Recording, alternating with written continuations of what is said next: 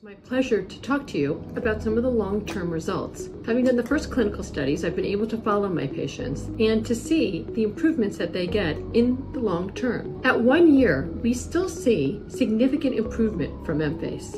And let's discuss why. Normally, if we think about our faces as an upside-down triangle, everything should be lifted, everything should be up.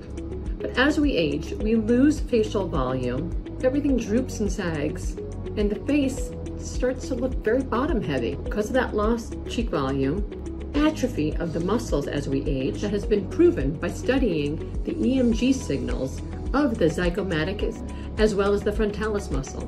And those muscles put out decreased signal as we age. So we know that the resting tone of those muscles are drooping and sagging down. So our uplifted face turns into kind of a saggy, bottom-heavy face. When we use EMFACE, we are very careful to be stimulating those muscles in a very profound way, improving both the brow, but also the cheeks. And when we improve the cheeks, we see an improvement in the jawline. And I see those results lasting. My patients at 1 year still see that improvement that they saw at 1 month and at 3 months. So those muscles are truly lifting up the face and staying there. You can think of it as your physical rehab against the aging process.